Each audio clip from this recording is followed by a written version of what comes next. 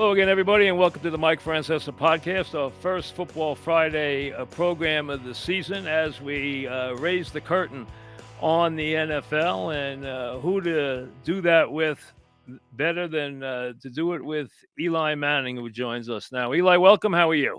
I'm doing great, Mike. Thanks for having me on. My pleasure. And first, let me congratulate you guys. And, I hope somebody got a reward for whoever, if it was you or whoever, one of your staff, because that giant thing got so much attention. It was I knew it was a great idea when you proposed it to me, but it was amazing how unbelievable the response was.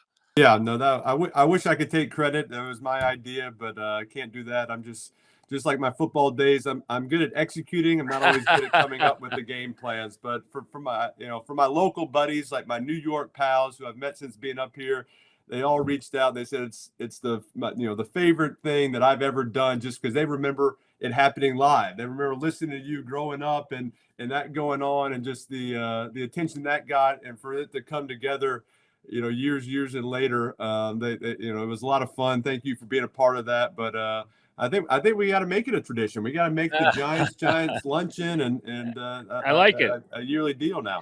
I like it. And, it's funny. In this world of social media, there's nothing that gets 100% favorable response. That came close. That actually came. And listen, we all know that they rip everybody for everything. But that actually, the response was almost 100% favorable to that thing. Yeah, well, I think it was just a great idea, and for it to come together. I mean, just the chances of having the San Francisco Giants in town, having players agree to do this, for them to understand the concept of it and want to be a part of it, and for everything to work out. It was a lot of fun. It was fun shooting it that day and meeting some. I've never met the two Giants players. They were great, yeah. So get to hang out with them a little bit, and then get you there and Sean O'Hara. So it was a lot of fun, and you started it. I mean, you're the one that made a reaction to this deal and thought it was so crazy. But hey, it's not so crazy. I mean, I think if it does turn into a yearly deal, we'll give credit to you, and of course you. No. Your staff did a great job. Here it is, week one. Everyone gets so excited. Anyone who likes NFL or loves NFL loves to get back to the ritual of football Sundays. How about for someone like you who spent your entire life with football as a collegian in the NFL, all those football Sundays? As it starts, what do you feel as you hit September here and it's week one? Yeah, no, I'm excited as well, and I don't, as a football fan, I like the start of the week. It used to be, kind of come July, you start getting the itch because you're about to go to training camp. I do not miss training camp anymore. Like August, and I'm hanging out with the family, going to the beach. I'm like, no, I'm at a good spot right now. But September comes around, and the start of college, the start of NFL. I mean, I'm excited for my weekends. I got some of my kids, their sports are starting. So my Sundays start early in the morning with hockey, got some flag football, but, we'll be home by 1:00 and watching the Giants and, watching the afternoon games. So my kids are getting into it. My little boy's getting into the football. So he wants to watch the games. He's starting to know the players and collect cards. And so it's exciting to see, them kind of having a passion for sports and football. So I'm fired up to see all the games and get back in the football season. We're talking, of course, with the legendary Eli Manning as we open up this week one of the NFL. It's been a rough go, to say the least, for the Giants. A rough go. But there's no question that despite what's going on and the pressures on the coach and on the GM, there's a new positive feeling around the team this year. Now, they do face what I think is the most brutal first half schedule I've ever seen. I mean, I think it is almost unfair. It's that tough. What do you see right now with Wilson, with Dart sitting in the reserve, with some of the new players, with the pass rush? What are you expecting from this team right now? Yeah, no, there's obviously a lot of positive energy going on, a little excitement around the squad, and I think that's when you bring in a veteran quarterback. You have Dart, kind of the hopefully kind of the future, sitting there getting to watch a little bit, get to learn, and hopefully he gets the red shirt this year, and he gets, Russell's playing well and can get him through, like you said, the first half of this season, get him through that where they're still in the mix. And so, but obviously with the defense, Abdul Carter and Dexter Lawrence, you got some studs on defense, Burns, guys who can get to the quarterback, they can cause some havoc. So you feel like if we can get a lead a little bit, if we can jump on some people, we got the defense that can protect the lead. That's you want teams throwing against us, because we got pass rushers and get to them. So I think there's a lot of excitement, enthusiasm, and that's really the great thing about the NFL is there's a lot of turnover in the teams that are making the playoffs every year. It's not like it's the same 12 teams that are making it. It's kind of maybe the same 4 or 5 that are making it, and then there's a whole new batch. So you can kind of make that flip from being a mediocre team to a playoff team in 1 year, and you never know when that year's going to be. Everything with Dart has been positive. Everything everybody's seen, everyone's so excited about everything that's going on. From that standpoint, what with your experience and with you, because you do so much with young quarterbacks, do you think there is a way to handle the young quarterback? Do you think one works better? Are you a guy who wants a guy in game one? Are you a guy who thinks guys gain from being on the bench and watching? What's your theory on that? I think it's important. I think in New York it's different than other places, just because the media that surrounds New York sports and just the talk shows, like everyone's going to talk about the Giants, like no matter what. Right. And so when you get a young quarterback in there, there's going to be struggles. There's going to be bad games, and you just don't want it. For the first game of the season, all of a sudden be like, oh my goodness, we had a bad game, and now everybody's on me and questioning, and now I'm questioning myself, and like, is this the right spot, and can I handle this? So I think it's important to let them sit, let them watch, let them see like how the media reacts to things going on. So when you do get in there, that you understand what's about to happen, and you can handle it and understand, hey, it's not about me. It's just about being in New York, and it's gonna happen to any player. And so you can kind of fall into some traps of, hey, these guys are all over me. I got to protect myself. I'm gonna maybe put some blame on other people, and that's not good either. So you got to be able to handle it and handle the criticism, accept kind of the blame when there is blame, and then give the credit when things go well. And so that's kind of the job, and it's hard for a guy dealing with that for the first time. So I think having a little time, I would like to see him in the games at some point this season, and not to say he has to start, or Right. Hey, if Russell's playing well, you ride what's going well, and you keep that. But if there's some moments, just get him in there, get the feel for things. That wouldn't be a bad thing, but it just all depends on how the season's going. There is a temperament that fits our city. There's no question about it. As a fact, your father always told me, he said, you were built for New York. He said you would handle it. He always said Peyton would have struggled with the early criticism. People don't remember, you got a ton of early criticism, and you didn't let it bother you. You had issues with veteran guys on that team, and you didn't let that bother you. You had the right temperament. What do you see in Dart right now in terms of his makeup? Well, I think he's handled everything very well so far. You can see he's got a great connection with a lot of the teammates.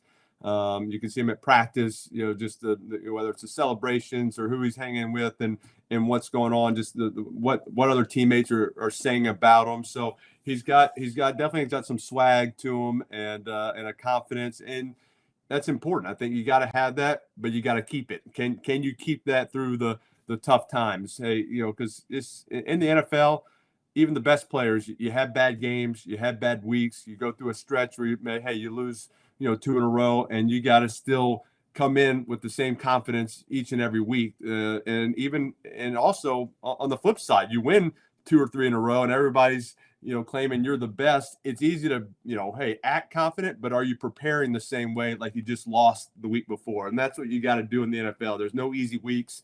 There's no, hey, I can guide through this week. Each week you got to get better, You got to work just as hard every week to get the game plan, to go out there and perform at your best. Because if you don't, you can get embarrassed pretty quickly. You know, having success in this league is so important, and teams can really build on that early. Can the Giants, if they do struggle in wins and losses against this brutal schedule, can they gain momentum by playing better, or do they have to steal some victories in these first 6 or 7 weeks for this thing to work this year? Yeah, I mean, obviously, you'd love to get some victories, get some. There's that energy, there's that enthusiasm, excitement going on. You get a couple wins, it helps. You hate to all of a sudden you have this energy, excitement, and then things don't get off to a super fast start, and all of a sudden, the energy just dies down. You gotta just find ways to keep that excitement, keep that enthusiasm It's a going. rough league when you're 0-3, 0-4. It Right. really Well, is, yeah. I mean, and you look hopefully at their that's not the schedule, case. it's brutal. I mean, it's their first 4 games are killers. I mean, Right. then they have the Eagles early twice and Denver. I mean, there's only one game in New Orleans that's really what you would consider a soft touch in all those weeks.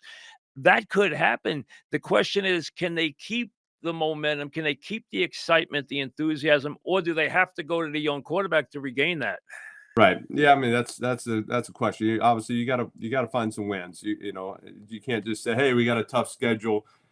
Hey, if you want to be a playoff team, if you're expecting to be that team, you gotta beat the good teams. That's just the way it works. And you gotta win at home. You gotta get the home crowd going, and just find ways to grind through it. And that's what gets you good. Just it doesn't always have to be pretty. It doesn't always have to be you're throwing up 35 points a game.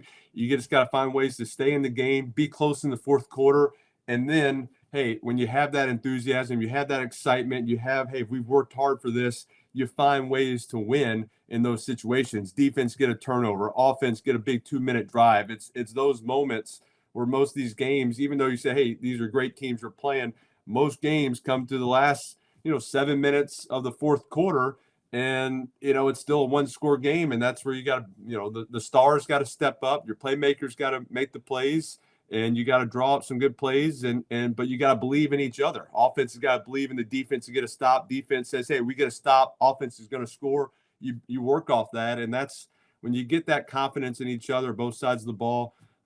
That's when good things start happening.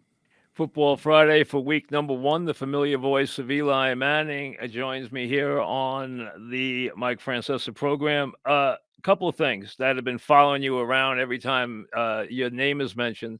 Number 1, the Hall of Fame. Were you disappointed last year, or did you just take it in stride? Listen, I don't think there's any question. And I'm not going to ask you to debate this, but I think without question you're a Hall of Famer. I don't think it's an issue. I've always seen how much it means to coaches and players to get into the Hall of Fame, especially when you've been out of the league for a couple of years. That last final hurrah, did it bother you at all, or was it something you took very much in stride? Yeah, I took it in stride. It didn't bother me. Kind of had a sense it wasn't going to happen, and again, nothing, whether it happens or doesn't happen, it's not going to change kind of my feelings about my It's a career. great honor, though. It's a great It's a honor. great honor, and it's a great honor, and I honestly feel that my teammates and my coaches maybe want it more than I do. I mean, what do we need for Coach I think they Coughlin? What do we do. need for Kevin Gilbride, my offensive They want you coordinator to for be those years? rewarded for what you Right. did. I mean, listen, very few players have ever done what you did. There are very few 2-time Super Bowl MVPs. And you had longevity, and you had productivity, and you had a million comebacks. And things, I understand the last couple of years weren't great, but the bottom line is, I don't think there's any question there. I just wondered if I've seen guys be very disappointed quietly. I just wondered if you were. No, I just think, hey, I love my time in New York. I wouldn't change anything. Love my teammates, so I have a great respect for the Hall of Fame, for the players that are in the Hall of Fame. I think hey, if you get in, you've earned it, and it's not at the end of the day. I mean, I guess you have the first ballot Hall of Famers is maybe a special section, but for the most part, I don't think there's a difference in that. So if I get in one day, it would be a tremendous honor. It would be to go into that fraternity of Hall of Fame athletes and football players. To join my brother Peyton would be unbelievable, but it's not something I'm losing sleep over, and I'm going to go out there and campaign for it, or that it's going to change in any way. My views on my career and the fun I had playing and winning those championships, and the great friends and relationships I've made in my 16 years with the Giants. I can't remember a player coming into college with more attention, more pressure than your nephew had going into the Ohio State game, which was a rough place to start. What did you think about his performance? Yeah, like you said, rough place to get your first Impossible. first start on the road of your college career, and you go into Ohio State, the defending champs. So I was proud of him. I thought he hung in there. It wasn't easy, but they went down 14. What does he do? He gets the ball back, goes down, scores a touchdown, gets a drive, gets them back in the game. Kind of what we talked about. Hey, fourth quarter, be within the game, have a shot. They had a chance at the end, got hit a nice little wheel route to the tight end, had things going. So, I think it's just in college, and your first 6 to 8 games of your career, that's a learning period. Hey, you're figuring out everything. What's the speed of a really good defense? What's it like to play on the road in a rough crowd? What's the cadence like? What are the circumstances? Hey, how do you deal with you have a rough first half? Can you come back from that? All those things are things you got to learn, and it takes time. And honestly, you want to go through those things. You want to go through a rough patch. That's just going to prepare you for the future, for the next week. And so to deal with the loss, to deal with not playing your best, all those things are going to happen. And there's more expectations and pressure on him than any other players, anyone ever was talking about. I mean, it's not fair to have 2 starts in your career and you're all of a sudden on a Heisman campaign and this and that. So I was proud of the way he handled it, kept his head up. And I think in the long run, this is going to be a good thing. It's going to make him just understand what goes into getting prepared for games and going out there and dealing with the ebbs and flows of a football season. I thought he held his head high. I thought he was very cool under pressure. I thought he's been schooled very well. And as everyone knows, quarterback is the Manning family business, and you're all involved. And with that being the case, from your father, who was a legendary player, and I don't think people realize, I interviewed Tom Landry years ago, and I didn't get to interview him that many times. And he sat down with me once for like 2 hours, and we went through a lot of things. And I brought up Roger Staubach, who's my all-time favorite player, and he said to me, and we brought up your dad, and he said to me, the only difference between Roger and your dad was what teams they were on, which was an incredible compliment, which people don't realize how great an athlete and how great a quarterback your father was. I am old enough to remember him and watch him play. He was a great, great quarterback. Well, he was. It's fun to watch some old clips of him at Ole Miss with the Saints. And he could run. He could run. He you know what? He would have been really good in this new kind of RPO. Yep. Ride and decide, these quarterbacks that can throw it. They can, throw on the run, throw on the move. He can run and get first down. So I don't know why Peyton and I, the speed didn't come down to us. I guess we got my mom's speed, which is, I guess disappointing. But they all say Arch can run like your dad. So that's pretty good. Yeah, skips a generation, I guess. But as he played for the Saints for a long time.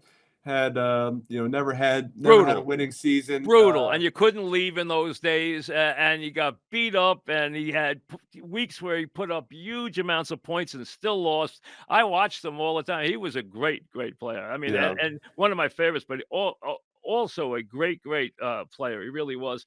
Give me a scouting report on Dart from what you see so far in terms of quarterback speak. What do you like? What do you see from Dart?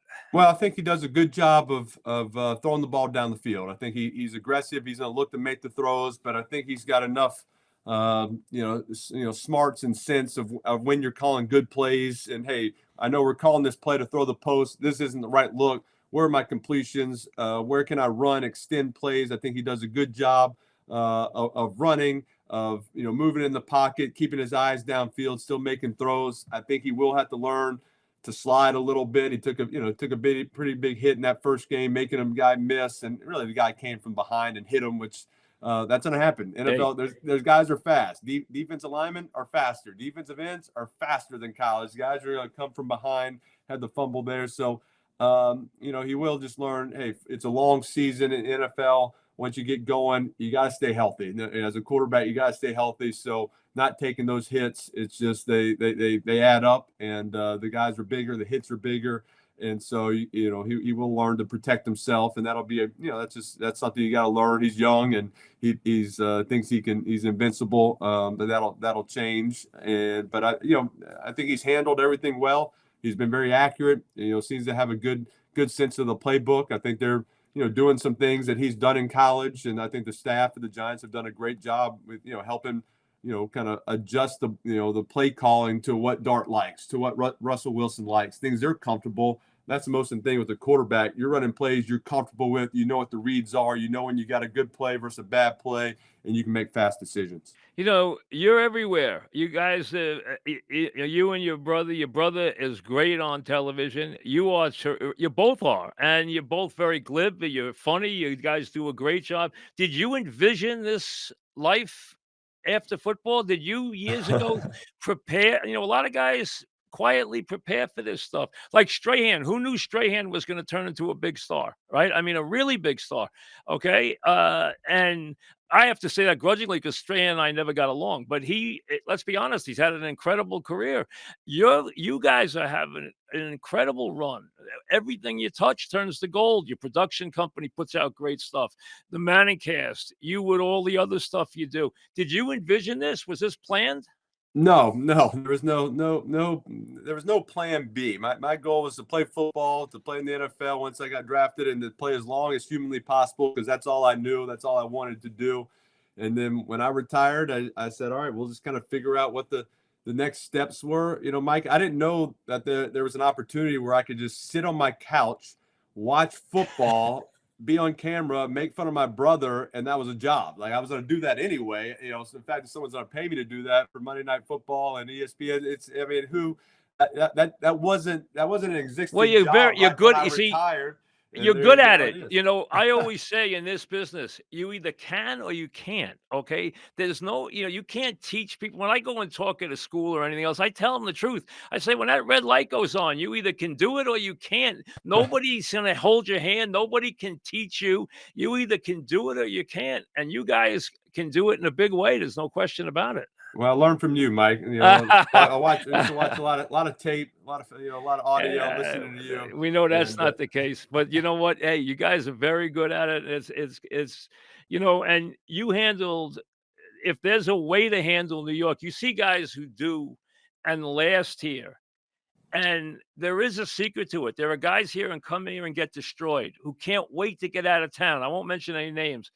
You handled this town so well. Were there times you bit your tongue, or was it just something that naturally it was your personality? I mean, I think it's naturally my personality to not sweat the small stuff, and no, there was definitely some times where I bit my tongue and was going through tough times and was down and was just like, wow, this is hard. I wasn't playing my best football at certain moments, and so I mean that's the number one concern. Just how do I get to I'm playing better?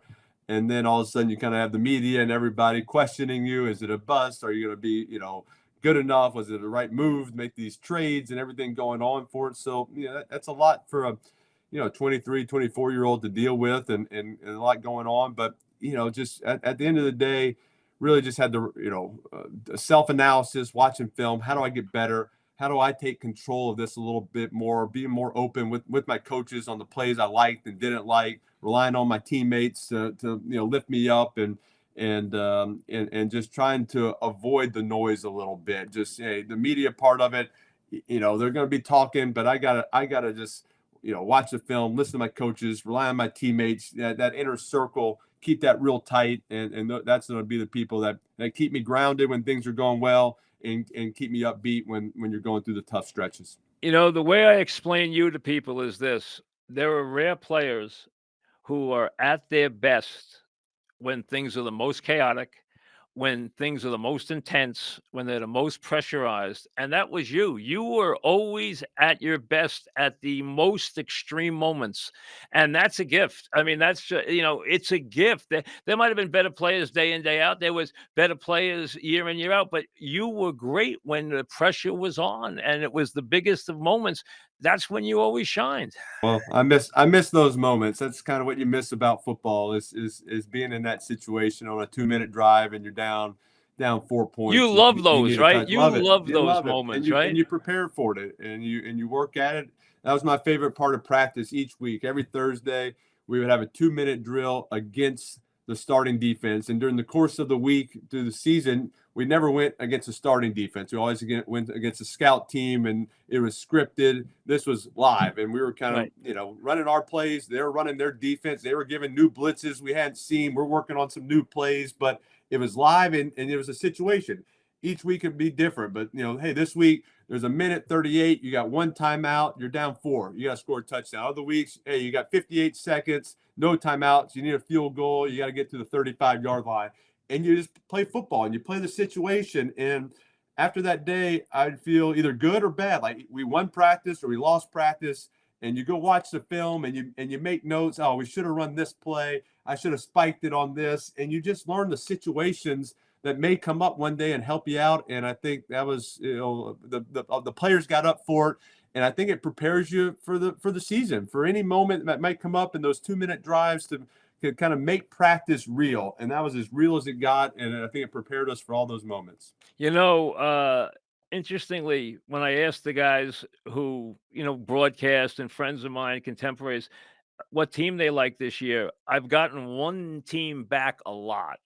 The Ravens. A lot of Raven talk. I mean, from guys who do the games or writers or I hear Ravens a lot. Now, I have a lot of respect. I thought they were the best team last year. Okay, I thought that things didn't work out, but they were the best team. Do they stand out to you, or is someone else that jumps out to you right now in week 1?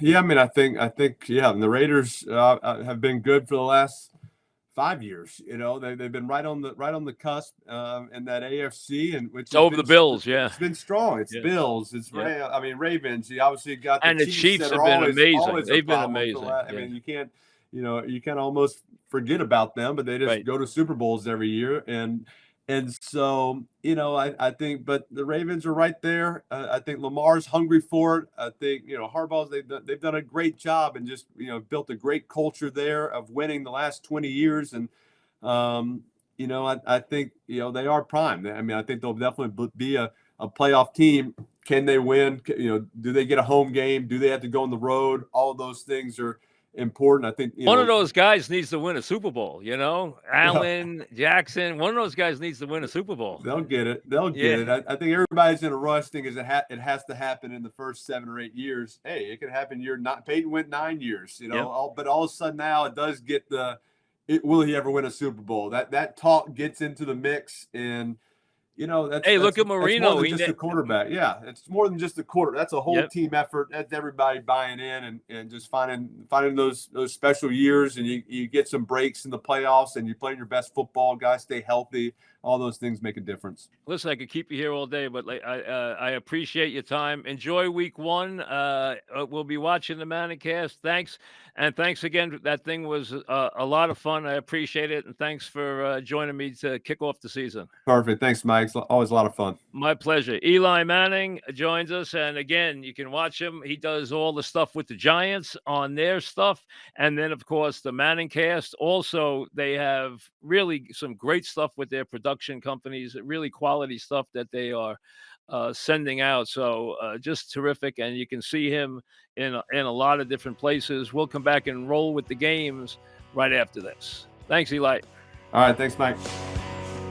All right, football is back. I'm Mike Francesa. Football Friday, week number 1 in the National Football League. Good to see everybody back, and obviously nothing like it. And if you are a football fan, a real football fan, then you know that Sunday has a ritualistic quality to it. You almost do the same things every week. Now, it's a little different if you go to games versus stay home, but every football fan has a pattern, a ritual that he goes through, and we get ready And obviously, each and every year in this league, there is a tremendous amount of change. That's just the way it is. Owners are impatient. They don't even give coaches 3 years now. In the old days, you'd give them 3 or 4 years. Now, you might be jettisoned in 2 years, even 1 year in some cases. Uh, it began with the Thursday night game. Tonight, we have a game with Kansas City and the Chargers. Don't get me started. Don't get me started on them playing all over the world. Such an unnecessary thing to drag these teams all over the place to sell a couple of jerseys. The NFL doesn't need the money, and they're going to these guys are going to play in full stadiums wherever they play. They don't have to do this, but again, the reach of the NFL, the greed that it has is so unbelievable that they think they have to cultivate everybody in the world to buy their jerseys. That's just the way it is. The Giants are in Washington, and again, I've talked about it. The Giants' schedule is one of the worst schedules, particularly in the first half, that I've ever seen. I've made this statement through the preseason. The Giants can be 40% better and not have a better record. That's how rough this schedule is. And a big part of the NFL is when you need a win, that you're home playing a bad team. And you get that win and you get back on track, because this is a very hard game when you've lost 2 or 3 or 4 games in a row. It really is. Giants open in Washington, obviously with Wilson at quarterback, people screaming for Dart. That's not the plan. See, I think the giant enthusiasm of the preseason, bringing in the new players, the anticipation for the new players who were drafted highly, the way they played in the preseason, the amount of points they scored, has everybody feeling very positively about the team. I think it has taken some of the pressure off the general manager and the head coach, who clearly are on the block here. They have to see improvement. But the one thing that ownership gave them was they gave them a promising young quarterback that will help protect them. So if Wilson gets off to a bad start, or the Giants get off to a bad start, even if Wilson's playing okay, the second phase to this is putting the young quarterback in and letting him grab hold of the job and to be that franchise quarterback that everyone right now thinks that he will be. And it gives Dable 2 bites at the apple. If he gets off to a decent start with Wilson, he saved his job.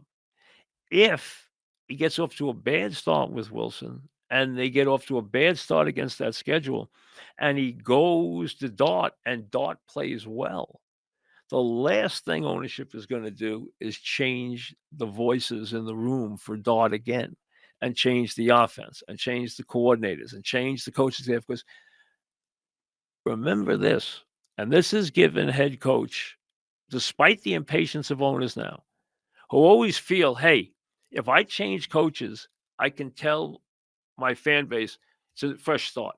I can tell my sponsors it's a fresh start.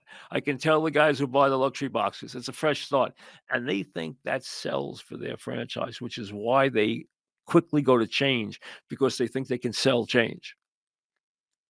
But you have to realize, and smart owners do, and some owners are smart and some owners are not smart.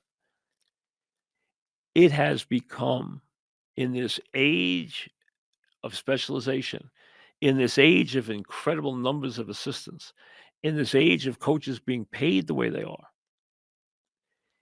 it has become incredibly tough to find coaches and to build a staff. Nobody has done better in recent years without winning a Super Bowl than Campbell has done in Detroit, putting what has been a moribund franchise forever on firm ground, filling that ballpark, excitement, everything. All right, they had a playoff disappointment last year. Look at the difference in his staff this year. Both his coordinators are head coaches. He lost guys underneath the coordinators. He lost 6 coaches. Replacing those guys, replacing both coordinators, even if he takes a more active role, is so hard. I was taught many years ago, you don't want to have to coach the coaches. That if you are a head coach and you have to coach the coaches, so you're not only teaching the players, you're not only coaching the players, you have to coach the coaches on how to teach. It's a nightmare. And you can see what a bad coaching staff does. Just look at the Jets last year. That might have been the worst coaching staff I've seen with a decent team in a million years, and it destroyed that franchise, destroyed that team. That team had 5 games minimum that they just gave away. Minimum, maybe even 6. So now that gives ownership a reason to want to have some stability. And what you're looking for is to develop that young, bright quarterback. Everyone wants offense. Everyone wants that quarterback, and they want a coach that can teach that quarterback and run that offense. And that's why you're getting guys like Liam Cohn and Ben Johnson. Boom, boom, boom, boom, boom. Picked up all over the place. Now, Wilson starts. Giants have a pass rush, but do they have a defense that can stop the run? If you don't have that, the pass rush isn't worth a damn. If you can't get him in 2nd and long and 3rd and long, you can't rush the passer. Can't rush the passer on 3rd and 1. Can't rush the passer on 2nd and 2. They've got to prove they can stop the run. On the other side, do they have better weapons? Yes. They bring in Wilson, who wants to throw the deep ball, and you know he wants to throw the deep ball to Neighbors all the time because Wilson is a deep ball thrower. And the question is the offensive line. And I've told you all the times you've heard me in preseason, I've told you that the key to that Giant offensive line wasn't healthy. They've been hiding the fact that he's not healthy. And he's still not healthy. And that will cripple that offensive line. That offensive line needs to get better by a lot for this team to get better. The 2 things that have to jump out at you right away is that they can stop the run or at least handle the run and not get destroyed in the running game, and that their offensive line can play better. Otherwise, what their pass rushers do won't matter. What Neighbors does won't matter. What Wilson does won't matter. And all you'll be waiting around is when you put Dart in. For the Jets, who opened against Aaron Rodgers and the Steelers, put the Aaron Rodgers stuff aside. Let's leave Aaron Rodgers out of the Jet equation. They didn't want to bring him back. We know that. Clearly, Glenn did not want to have a prima donna quarterback. He wants to have a team. He's going to play defense, running game first. You're going to see them use all 3 running backs. You're going to see Allen, maybe, and this will be interesting to watch. Does Allen supplant Hall, or does Hall get off to a good start and put his foot on the ground and take the job back? Because that's going to be interesting. They're going to play all 3 backs. Fields can run. I've never, ever liked him as a passer. Will he be better? I don't know. I don't trust him as a passer. We'll see how he can mix his movement and deliver the ball enough to get that offense going. Their defense should be okay. They should be in tight games. The question is, how many of those are they going to be able to win? I think Glenn is going to set a very good way for this team to travel, for this team to operate. I think he's going to create a culture. He's not going to do it all at once, but he's going to be very old school about stuff, and they're going to play a field position game. I don't think there's any question. And special teams are going to be very, very important because he comes from the old school, which means put the foot back in football. And field position, running game, They're going to be a little boring, folks, but we'll see if that's effective. So the Giants, I don't think there's any question their roster is more exciting. I don't think there's any question there's a better feeling around the franchise. Is that going to equate to wins against the schedule? The schedule is absolutely brutal. They need to find a win in the first 2 weeks. That would go a long way. Because if it's 0-2 and you're staring at the Chiefs on Sunday night, with the Chargers backing them up, and no one within a couple of weeks, here comes a trip to Denver and 2 games with the Eagles. Good luck. You got a lot of new coaches, as always. You got Aaron with the Jets. You got Vrabel back with the Pats as they return. Hopefully, they believe to winning ways. We'll see. Pete Carroll's going to make the Raiders a football team, and he's going to have a running back who's going to be, I think, a rookie sensation if he stays healthy. You got more with the Saints, although that team is bad. You got Cohen, and people are very optimistic about what he's going to do with the Jaguars. You got, obviously, the new wave of playing offense in Chicago. You got some quarterbacks in spots where you're going to see how they do, from McCarthy to Cam Ward all the way through. Bucs and Falcons should be interesting. Penix quietly got the job, went about his business, solidified his position, and I think is going to be a very solid leader for the Falcons. That's an interesting game one. And the Bucs are a little banged up on the offensive line. It's a big opportunity for the Falcons to steal this game in week one, in what should be probably pretty much a shootout. Bengals and the Browns. Browns are starting Flacco, enough said. Enough said. Bengals have got to be better defensively. They can't be worse. They're going to be very aggressive defensively, from what I understand. And Burrow can operate without a great offensive line. He can do it. He's done it forever. He's got a lot of tools, a lot of weapons.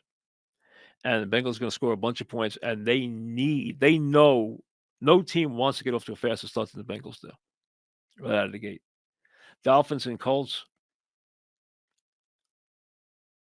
No one likes where the Dolphins are headed. And the Colts,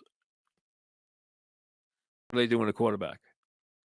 I do like Warren at tight end. I think they got themselves a gem. I think he's going to be a big star, and I think he will be Jones's security blanket right from the start. I think he will have a big season. I think he's going to be there's some good young tight ends, and I think he's going to be a tremendous player. Cards always puzzle me. They're never what they should be. They have weapons. Saints are going to be just flat out bad. That's all there is to it. Panthers and Jaguars. I am not nearly as down on Jacksonville as other people are. As you know, last year I was a big Liam Cohen guy. He jumped up. He was a hot name. He gets the job. And I still believe in Trevor Lawrence. A lot of guys are really, they've thrown in the towel on Trevor Lawrence. I don't think that's fair. I think Trevor Lawrence's biggest issue, the team became a mess, but the other issue was he doesn't like to sit, even hurt. And sometimes you have to know, I can't go. I'm hurting myself. I'm hurting the team by going. And he's got to learn that. And I don't think he's learned it. And that has hurt him. I think he could have a big bounce back year in this offense. Niners and Seahawks. Is McCaffrey healthy? Can he stay healthy? Niners are not as good. They had a lot of core players who are getting older. They are not as good. I think they've missed their opportunity. I think they need to retool. Seahawks could be interesting. Let's see how Sam Darnold does there. I think they're going to run the ball a lot. They're also going to try and make big plays with Sam Darnold. It's going to be an interesting team to watch. Lions and Packers. This is where, to me, there's 2 games, Ravens and Bills, Lions and Packers. This is the game I wanted to see because Detroit lost key people on defense, lost key people on the offensive line, lost key coaches. They have incredible weapons, but they have operated behind what was, in my mind, there were two great offensive lines in this league, Philly and Detroit. Is Detroit still going to be a really good offensive line? They have the best offensive lineman in the league in Sewell. They lost some key guys. Are they going to fall back on that offensive line? It'll be fascinating to see that because they have great weapons, great skill position players. Packers, is Love ready to emerge? You're hearing a lot about Matthew Golden at wide receiver becoming the guy. T. Kraft has become a very good target for them.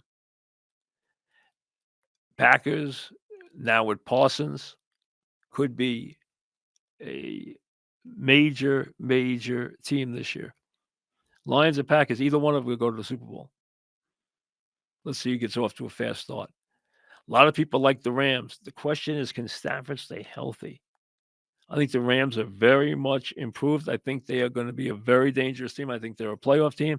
I think they could be better than that.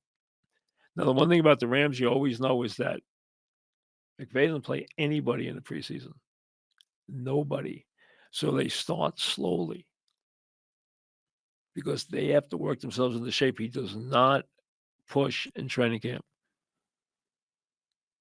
So, and I think the Texans, if the offensive line holds up, are a lot better team than people think, especially defensively. Ravens and Bills, both obviously dying, thirsting to get to a Super Bowl. I thought the Ravens were the best team last year. We know what happened. We know the nightmare that happened.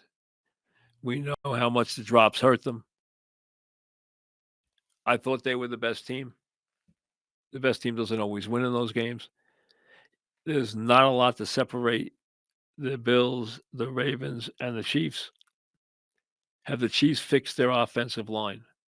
Have the Bills taken their defense as a group up a level? Because if they don't, they got big problems. And the Ravens lost some key people. Where they're strong, they're incredibly strong. And they're going to just run over, around, and through most teams. Vikes and the Bears, people want to see what the product's going to be with the Bears. Minnesota, we know they got the weapons. We know their coach knows how to call a game. They put their eggs in a basket where can he do the job? You're going to be watching him. You're going to be watching Cam Ward in Denver. Tough spot. I think Denver got ahead of itself last year. Knicks was terrific. Defense flourished. Sean is a very good coach.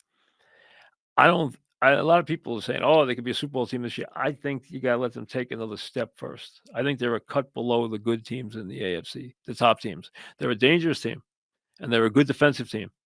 Really tough spot for Cam Ward, who seems to have it. But let's see how he operates in what will be a very tough place to start his career in Denver, not only against that crowd, but against that defense. And same thing on Monday night. Are the Bears ready for prime time? Is the Viking quarterback ready for prime time? A lot of questions there to answer. And week one usually is a very bad indicator of what is going to happen. You usually get a lot of weird games in week one. Usually the defenses are ahead of the offenses. And number two, the ball bounces a little funny. And you usually get some freakish plays on special teams because these guys haven't prepared. And also you get fumbles because they haven't really coached running game and worked on running game like they should. So a lot of stuff gets lost in preseason now. So you got to give these teams a chance to work themselves in. Some teams takes 2 to 3 weeks to work themselves into top form.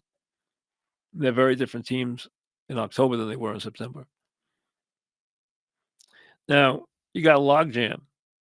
The Chiefs are not favored to go to the Super Bowl.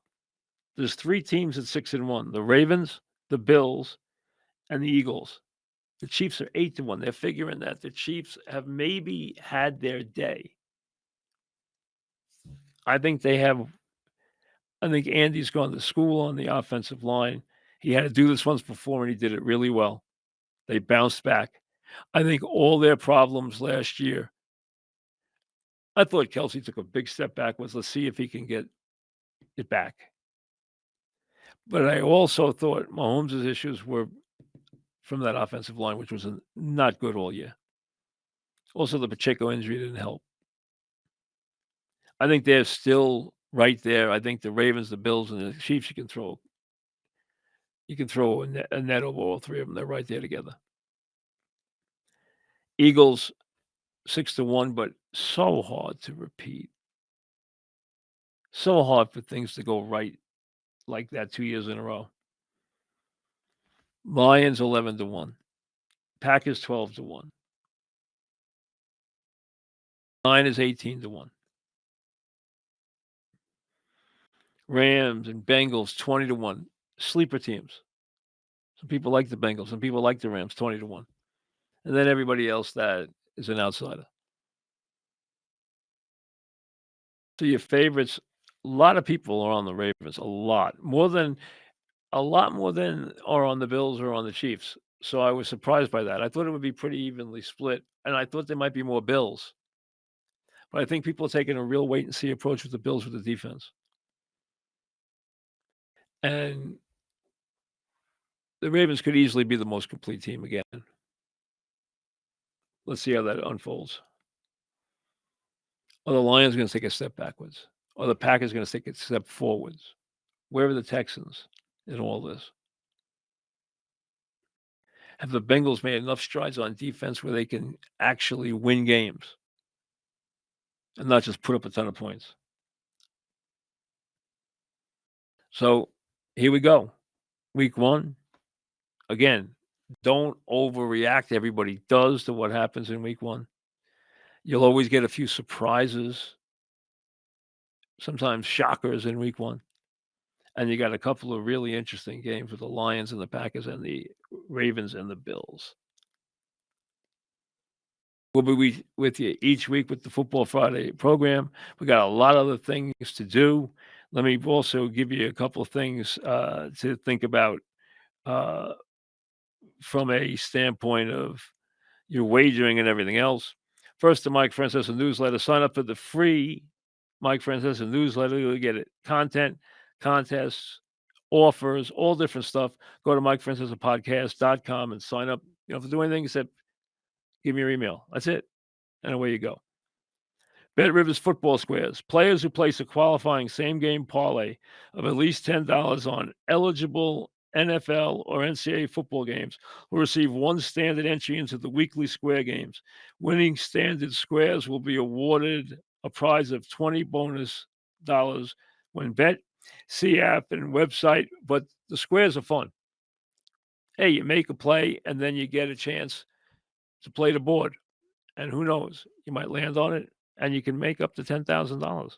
So it's a very, very good promotion and one that doesn't cost you anything. So it's also a good way to play along. It's a lot of fun. So check it out. Hey, there's so many different things now with the same game wages, with all different things. They're always creating new ways for you to turn 20 into 200 and have some fun. Hey, and I'm always the one to tell you, keep it in perspective. Don't bet money you don't have. But if this is your recreation and that's what it is, and you've put it aside to have a little fun with, just stay within your bounds. If you do that, it can be a heck of a lot of fun. It can be something you do forever. If you turn into something that's destructive, then it goes away like everything else. Balance is the key in everything. Doesn't matter what you're partaking in. So there's plenty of fun and enjoyment to have there as long as you keep it in perspective and keep it in the balance with everything else. I, for one, am very happy that the football is. I love when you have games to look forward to on Thursday, on Saturday, on Sunday, on Monday, and then you sprinkle in the playoff baseball and everything else, and hey,